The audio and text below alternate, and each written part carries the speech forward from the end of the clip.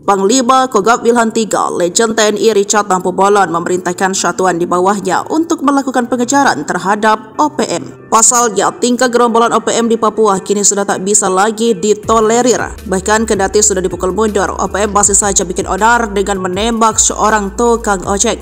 Aparat TNI yang tergabung dengan Komando Operasi TNI HB beserta dan Kolakops dan Komandan Pasukan Nanggala Kopassus diperintahkan oleh Legend TNI Richard Tampu-Bolon untuk melakukan pengejaran. Hasilnya, satuan gabungan tersebut berhasil menembak dua orang anggota OPM. Satu di antaranya merupakan disertir TNI. Disertir TNI bernama Danish Murib itu meregang nyawa dengan beberapa luka cukup parah. Naasnya jasad dua orang anggota OPM tersebut bak ditelantarkan oleh rekan-rekannya sendiri. Legend TNI Richard Tampu-Bolon menegaskan keberhasilan TNI menembak dua orang anggota OPM itu merupakan tindakan tegas yang nyata untuk menegakkan hukum kepada pembuatan kekacauan di bumi Papua. Jenderal Bintang 3 yang berpengalaman di Kopassus ini menyebut keberhasilan ini juga menambah deretan nama-nama tokoh OPM yang telah mati dan mengurangi kekuatan personel OPM. Keberhasilan prajurit TNI menembak dua orang OPM, salah satunya disertir Naris Murib di Bibida, telah mereduksi kekuatan OPM yang tentunya berdampak positif menjaga stabilitas keamanan demi kelancaran proses percepatan pembangunan di Papua, tulisnya melalui situs resmi. Jauh sebelum ini TNI telah menyiagakan 3 matra untuk siaga menghadapi OPM, mulai dari Angkatan Darat, Laut hingga Udara. Walaupun ketiga matra ini tak menunjukkan pergerakan di media, namun beberapa gerak-gerik yang mulai terpantau, seperti Angkatan Darat yang sering terlibat baku tembak hingga beberapa pentolan OPM tewas seketika. Sementara Angkatan Laut terpantau pergerakannya dengan menggerakkan armada kapal perang. 2 kapal perang Republik Indonesia, 3 kapal cepat rudal KRI Kapak 625 dan KRI Panah 626 telah bersandar di dermaga Markas Komando Armada 3 Katapap, Sorong, Papua Barat pada Jumat 25